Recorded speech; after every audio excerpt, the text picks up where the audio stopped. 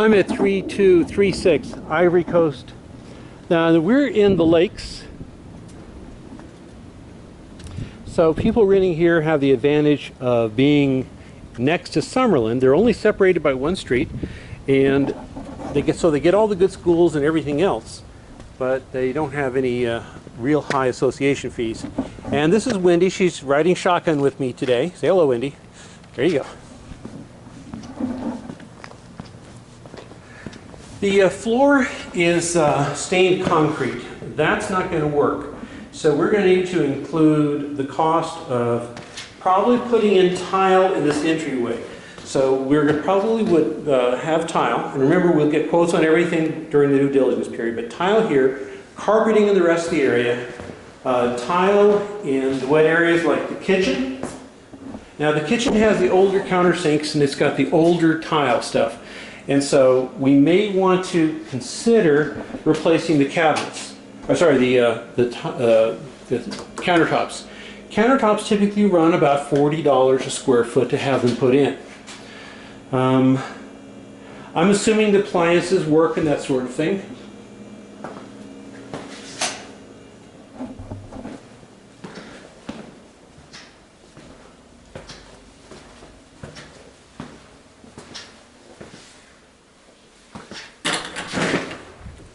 Again, we assume that the appliances work, but we have no way of really knowing that.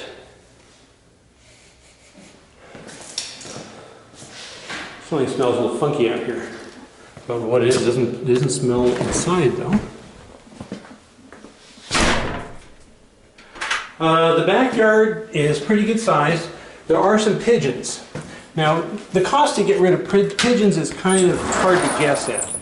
What we will do is we will have the contractor remove all evidence of the pigeons, and they wash it down with a special soap stuff to get rid of it.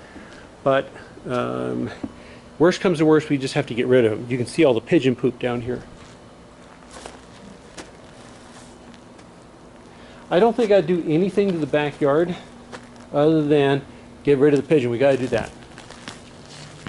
They have some funky wiring and stuff. We'll cut that off and seal up the stucco. So that should not be a problem. A nice feature here, this is for the natural gas, and so people can just get a gas grill and just plug it into there.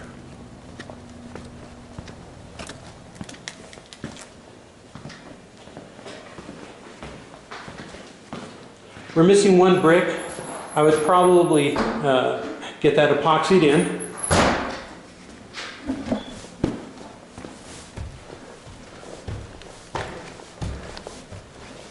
I'm not a fan of the carpeting on the stairs, but it costs too much to do anyways. The carpeting will last at least 2 more tenants. There are some roll areas we'll have to have stretched, but that's not a big deal. The walls appear to be some sort of a pinkish color. We may or may not have to repaint initially. That's something I need the property manager to decide upon. They have put a new counter in here, which is good. And they've updated the wiring because I see GFIs. This is actually a decent bathroom, although it's unusual to have the toilet out like that. I think the carpet can be saved upstairs. Now we have a Jack and Jill bathroom, which is very popular, and in many cases people will they'll rent out one of the rooms or both of them, and it kind of gives them a private bath. Now, broken drawers like this are no big deal, but I would assume that's going to be about $150 to repair. But we're going to put a big enough punt on this thing, so that will not be a major factor. All right. The problems here are going to be installing tile and carpet, but there's no issues on that. Cleaning up this guest bathroom upstairs. That needs to be taken care of. What else?